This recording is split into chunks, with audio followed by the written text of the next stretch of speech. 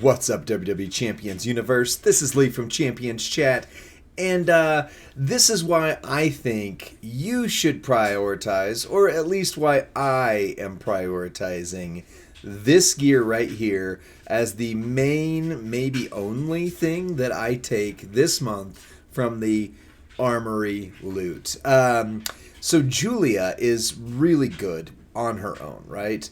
Even without the gear, she is good. And yet far, I personally, on my own personal account, which I'm on the candy store right now, have not been able to get her gear. So there is a pretty well guaranteed chance for it with that. Couple quick things. So Giulia and Stephanie Vacour. If you have both, you're not going to run Giulia's bleed build because Stephanie's is so far above and beyond. But with the gear, you can run this setup right here with no trainer interference at all, which does mean you can run every bleed trainer and coach all at once.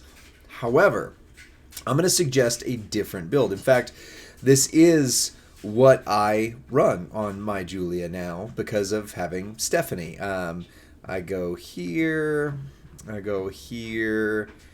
and this one, bottom one row into Pyro, nope, increase your red move damage, this one. So, I do this setup right here. Now, as of this moment on my personal account, I can't run this the best possible way, because the best possible way would be, well, this move increases your red move damage by 150%, let's run it twice. So you would run Woods and you would run one of the red trainers. So I guess I can run it that way. But then you give up a lot of trainers, a lot of damage, right? And so it's okay. She does really all right with it. But if you have the gear, which I want to make sure that we do, there's the Wolverine fish person gear right here that I do love, actually. This is her gear. And this is the moment that gives you all moves that deal damage will do 150% more damage. Does also do 300% more on the bleed. So again, if you don't have Stephanie, the bleed build is the way to go, perhaps. But, couple new things. If you've got the moment, if you've got her gear, then 6 MP, 6 MP, 10 MP, but it's loaded by the Michinoku driver, which means all you need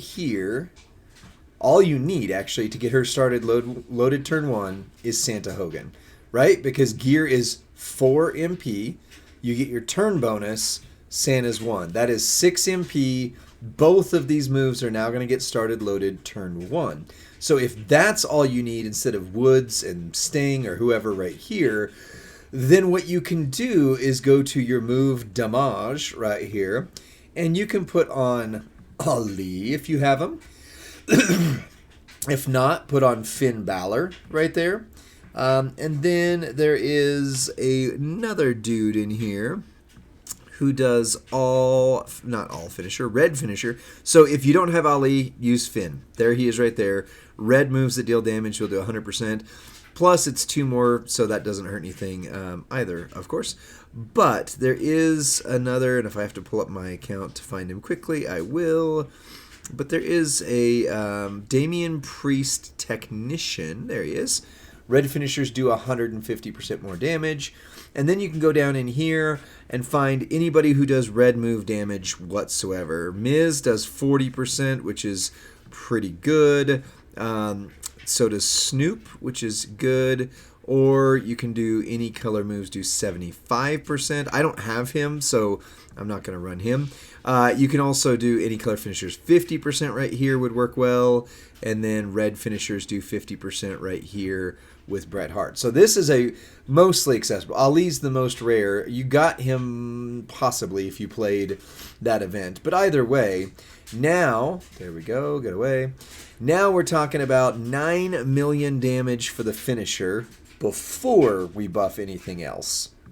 So we go to the strap, go over here, find my 150 move damage, and it's already set up with what I want. Because there is this new Werewolf Jacob plate here. Whenever you activate a red move, increase your red move damage by 100%. People are like, oh, I don't know if that plate really does much of anything. Oh, wait, just you wait. Because now we're going to go red, purple, red, red. So we're at least buffing it another 200%. This is the one that bothers me. I still don't have a red takedown right here. So do I have any that have red move damage attached? I don't. Anyway, so I'm only getting a fraction of what we actually will get from this plate, or this plate right here, because this is 80% where it should be 250. So as always, yours will hit harder. Plus, she is a tier 0 hype. But now we're talking 150% on the strap. We're talking 80% right there, plus another 100%. That's 180, so 330% right there. Plus, you're going to get 300% right here. Plus, you're going to hit this move twice, which is 150 plus 150, which is 300%, which is you're then going to trigger the Jacob plate twice, which is another 200%. So that's a lot of buffs, plus all moves that deal damage to 150. So yeah, just saying, like, if you got, even if you got Stephanie and you're like, oh, I don't need Giulia anymore because I'm not going to run her bleed build. Yeah, well, hello, this is going to be even greater. Just watch. I can't wait to get her gear on my own account. I can't wait. I can't wait. See, she starts loaded turn 1 in any mode. So this is a feud build. All you need is Santa Hogan. So right now our finisher is doing, where'd it go? 19 million. Not terrible. Let's change that. This is now going to take it up by 250% because you're triggering the Jacob plate and you're doing that. So now your finisher is already doing 54 million. Then we're going to go ahead and trigger this, which is going to make sure you can do your finisher. And we're going to go from 54 million right there. Actually 55 if you round up even slightly.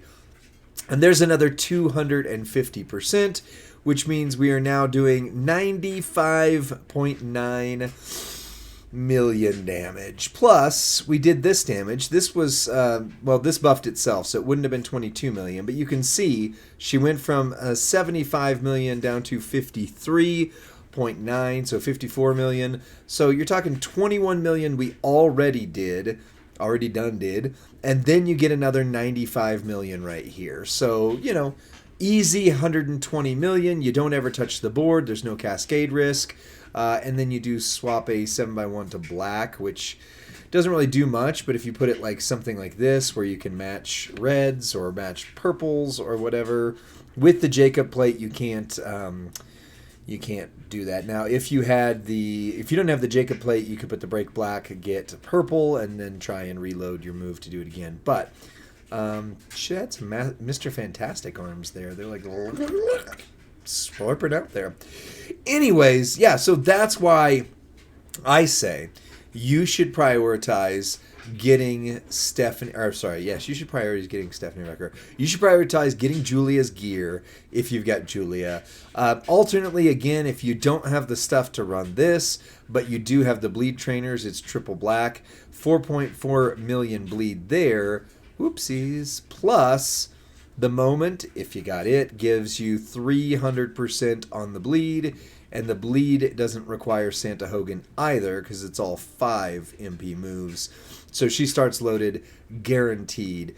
But Stephanie Vaquer, you know, again, you've got your 4.4 million bleed. Stephanie Vaquer's bleed, if you have her, is 200 million. So, you know, just a little different right there. Yeah, just a little different. Plus, she triggers it twice. Yeah, 4 million bleed, but then she triggers it twice.